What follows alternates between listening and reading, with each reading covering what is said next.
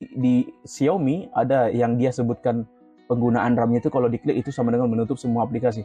Tapi kalau kalau Oppo dan Vivo, jangan lupa klik subscribe dan nyalakan lonceng notifikasinya, lalu kita berkenan videonya. halo semua, kembali bersama Harian Netra. Nah, kali ini kita berada di episode vitamin yang ke-28. Nah, di episode vitamin kali ini teman-teman, saya ingin menyampaikan beberapa alasan kenapa Vivo dan Oppo itu seakan-akan nggak recommended ya bagi tunanetra. Atau lebih tepatnya mungkin kurang recommended untuk tunanetra. Teman-teman, ini untuk menjawab tudingan-tudingan miring. Waduh, tudingan-tudingan miring. Teman-teman Harian Netra ya di grup Blind Gadget ya, Blind Gadget Access itu yang mengatakan bahwa seakan-akan saya itu adalah hatersnya Vivo, hatersnya Oppo. Wah, enggak ya teman-teman, bukan gitu ya. Tapi itu memang ada alasannya kenapa saya menganggap bahwa Vivo dan Oppo itu rasa-rasanya memang kurang recommended untuk tunanetra. Saya bilang kurang karena pasti akan ada hal-hal yang membuat dia recommend juga gitu. Nah, apa sih yang membuat hal yang membuat dia menjadi kurang recommended? Nah, saya satukan aja teman-teman, Oppo dan Vivo. Nanti kalau ada yang membedakan, walaupun tetap sama-sama kurang recommended, ya nanti akan saya jelaskan satu persatu gitu. Nah, yang pertama dari segi user interface ya, yang selalu saya gaungkan ya, user interface-nya Oppo dan juga Vivo termasuk. Jadi Vantage OS dan Color OS itu sama aja, sama-sama kurang recommended teman-teman. Kenapa?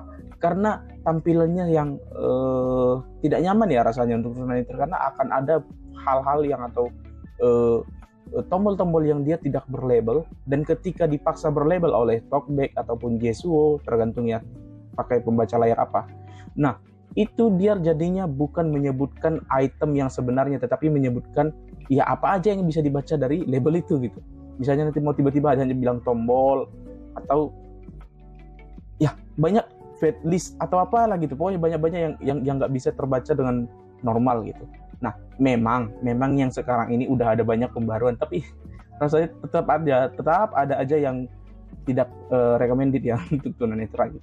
Nah, itu yang membuat Oppo dan Vivo rasa-rasanya kurang recommended aja gitu untuk tunanetra. Nah, alasan yang kedua adalah terkait dengan kemudahan ya, easy using, apa sih ya pokoknya itulah. Kemudahan penggunaan. Kenapa kemudahan penggunaan menjadi salah satu alasan? Ya, salah satu yang paling saya soroti adalah mengenai plug and play. Ya, teman-teman tunanetra itu pasti banyak yang menggunakan flash disk OTG atau menggunakan keyboard keyboard USB OTG dan segala macam lah untuk mendukung aktivitas dan konektivitasnya tentunya. Nah, itu sangat menyulitkan. Kenapa? Karena kalau di Oppo dan Vivo itu dia harus diaktifkan dulu OTG-nya ya teman-teman. Teman-teman bisa cek ya video operasi obat vitamin episode 11 yang dibawakan oleh adik kita yang cantik ya. Cantik. Yang pada saat ini membawakan tutorial tentang cara memindahkan file ke flash disk OTG di Oppo. Nah, itu videonya teman-teman, dia menggunakan Oppo tapi backsound Samsung. Waduh, gila juga itu. Seram juga itu. Waduh. Dia menggunakan HP Oppo, review cara menggunakan OTG di HP Oppo, tapi backsound Samsung. Waduh. Ya, itulah yang terjadi kemarin di episode vitamin 11. Nanti teman-teman bisa cek juga. Nah, tapi intinya itu memang menjadi salah satu kendala. Kenapa? Karena ya kita harus akses pengaturan tambahan lagi, lalu masuk ke menu konektivitas OTG, aktifkan OTG, nah yang seperti itu. Demikian juga halnya ketika mau melepas itu juga harus dibuat lepas OTG dan segala macamnya, itu akan merepotkan ya. Nah, itu yang kedua. Yang ketiga apa? Yang ketiga adalah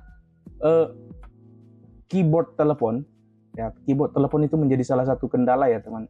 Karena di Oppo ya apalagi ya, masih ada HP Oppo yang dia keyboard telepon itu tidak dibaca angkanya gitu.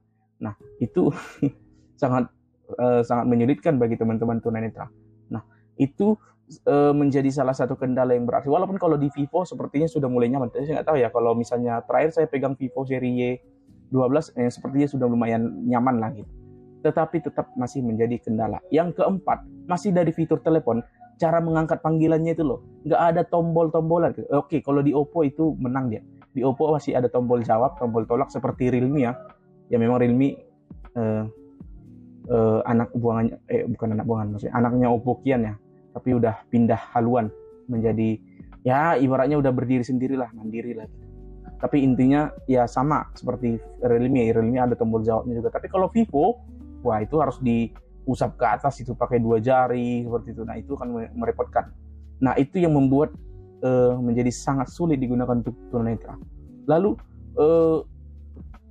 yang berikutnya, saya nggak tahu yang udah keberapa ini. Mau cek tentang Oppo dan Vivo enak juga ya. Nanti lagi diserang fans Oppo dan Vivo silakan aja. Tapi itulah yang membuat kurang recommended untuk tunanetra. Yang berikutnya adalah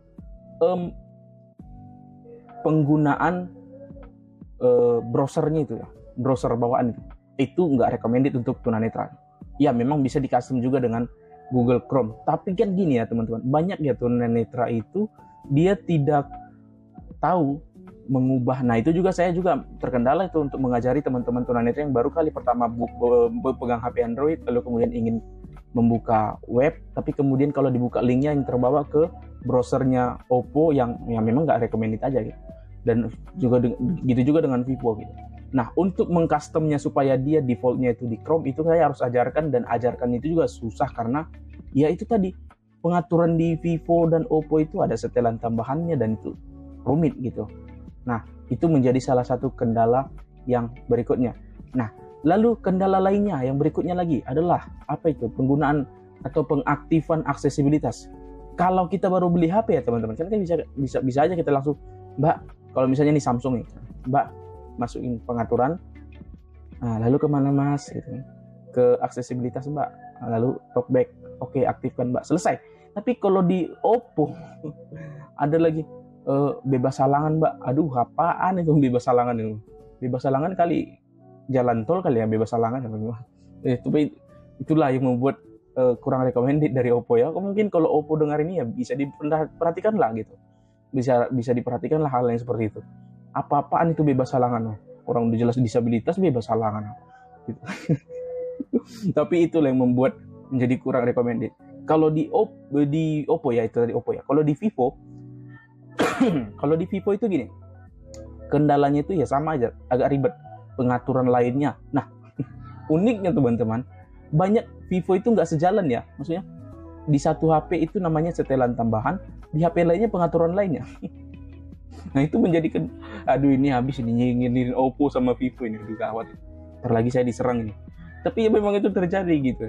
Nah itu akan menyulitkan ya. Setelan tambahan ya si mbaknya bingung cari mana setelan tambahan, nggak ada. Oh pengaturan lainnya mbak ada. Oh ada mas. Nah itu kan akan memakan waktu yang sangat luar biasa itu. Nah itu yang membuat menjadi kurang recommended. Lalu yang kurang recommended lainnya apa? Untuk menutup aplikasi. Kalau Samsung ya teman-teman kan tinggal bisa ada tombol tutup semua gitu ya.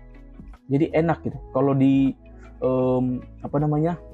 si Realme juga ada, di Xiaomi ada yang dia sebutkan penggunaan RAM-nya itu kalau diklik itu sama dengan menutup semua aplikasi. Tapi kalau Oppo dan Vivo, aduh gawat ini. Ini saya bisa habis ini diserang ini. Tapi Oppo dan Vivo itu harus ditutup satu persatu gitu, dan itu sangat sulit gitu. Karena ya apa-apaan pusat kontrol dan segala macam, udah kayak iPhone aja pusat kontrol. Tapi itulah itu menjadi salah satu kendala yang luar biasa menyulitkan ya. Akhirnya banyak teman-teman tunanetra membiarkan aja tuh HP-nya udah terbuka banyak aplikasi, ya kalau RAM-nya udah kira-kira mau nutup ya biar aja tutup aja gitu. Nah itu akan menjadi menyulitkan. Lalu kadang dalam kondisi-kondisi tertentu tiba-tiba aplikasinya terkunci lah. Aplikasinya terkunci dan itu bingung itu mereka. Lah aku udah coba tutup kok nggak bisa ya dengan polosnya. Biasanya kalau misalnya teman-teman pengguna Vivo, apalagi pengguna baru ya, kalau VN ke saya itu pasti ada kembali ke atas. itu menjadi ciri khas itu.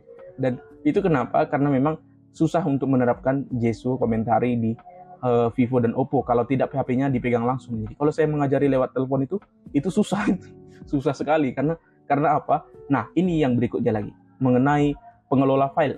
Pengelola file juga menjadi salah satu kendala di Oppo dan Vivo karena ya itu memang menyulitkan teman-teman. karena mengelola file di Oppo dan Vivo itu sangat sulit diakses. Aneh-aneh aja, ada aja yang aneh itu. Dan itu sangat menyulitkan ketika misalnya saya mau memasangkan Damayanti, mau memasangkan JSON demi kemudahan dan segala macamnya, itu sangat sangat menyulitkan. Nah, itu yang membuat HP Vivo dan Oppo sekali lagi menjadi kurang recommended untuk tunanetra.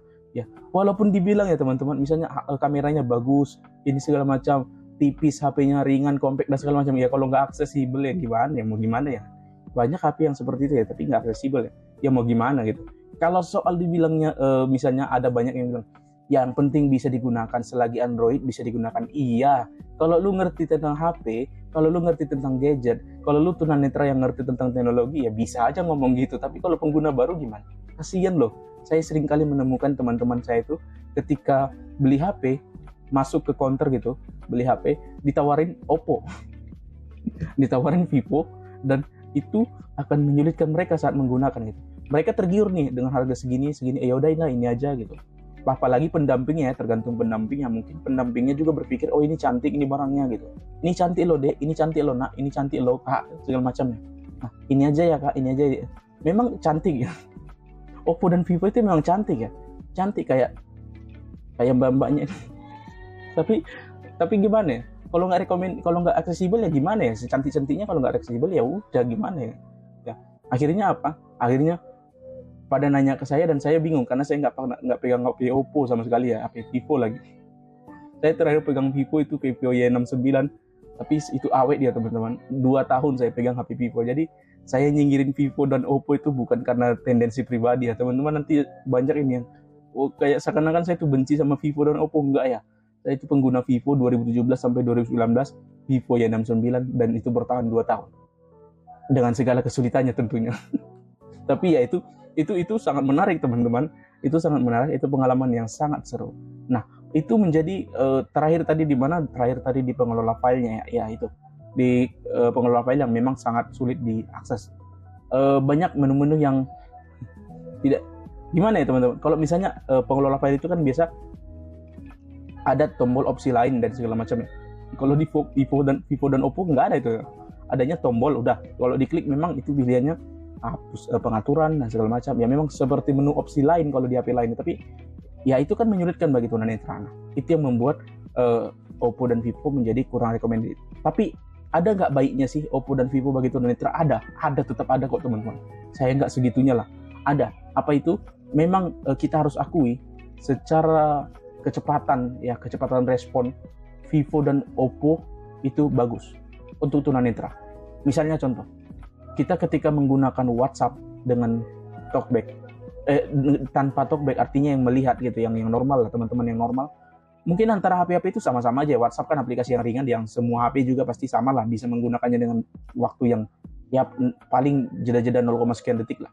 Tapi kalau pengguna tunanetra itu menjadi berbeda teman-teman. Nah di Vivo itu menjadi lebih cepat dibandingkan HP-HP lain, termasuk juga Samsung. Itu harus saya akui. Nah lalu kemudian apa? Ketika kita mau geser-geser menu, geser-geser gestur-gestur menu gitu seperti itu memang terasa lebih cepat kalau di Oppo dan Vivo. Ya itu mereka sama aja gitu. Nah lalu kemudian apa? Sensitivitas layar juga mereka bagus teman-teman. Artinya bagus gimana? Ketika kita klik misalnya mau buka WhatsApp, sentuh 2 kali. Kita dengan sentuh pelan aja bisa itu. Tapi kalau beberapa HP Samsung kan kelas bawahnya apalagi ya, pasti kesulitan itu. HP M12, A04s, A03s, itu kesulitan. A12, A13 juga harus agak ditekan sedikit.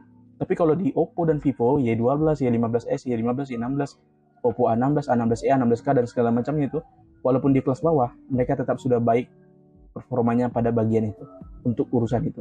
Nah, tetapi memang teman-teman, hal-hal aksesibilitas itu menjadi kendala bagi tunanetra, dan itu menjadi kendala juga bagi saya untuk mengajari teman-teman. Maka kalau misalnya ada teman-teman chat ke saya gitu, HP-nya apa gitu, Oppo A6, aduh, Oppo A16 lagi, ini korban genjutsu ini. Nah itu yang membuat saya merasa sulit untuk mengajari teman-teman saya itu, karena memang menu-menunya ya saya tahu kalau saya pegang langsung saya bisa lah gitu kan. Tapi kan masalahnya kan kita mau mengajarkan teman-teman kita dari jarak jauh. Teman saya itu kadang tinggalnya di Jakarta, di Malang ya. Kalau misalnya baru menggunakan HP baru dan Oppo A16, hasil genjutsu seller-seller Oppo yang sangat cantik ya seperti HP-nya, ya itu menjadi sulit. Jadi itulah teman-teman yang membuat kita merasa HP Oppo dan Vivo itu agak kurang recommended. Mudah-mudahan video ini tidak dianggap sebagai video nyengir, kacau sekali ini video kali ini. Tapi itulah teman-teman, saya hanya memberikan tips-tipsnya aja, tips-tips untuk memperhatikan atau mempertimbangkan HP Oppo dan Vivo. Saya hanya mau bilang gini, kalau teman-teman tunanetra itu adalah tunanetra low fashion yang memang bisa menggunakan HP tanpa talkback, ya silahkan shop Oppo dan Vivo itu recommended lah, karena cantik ya, kayak mbaknya juga cantik. Tapi untuk tunanetra total, mohon dipertimbangkan. Demikianlah kali ini, dan sampai jumpa di vitamin episode berikutnya. Bye.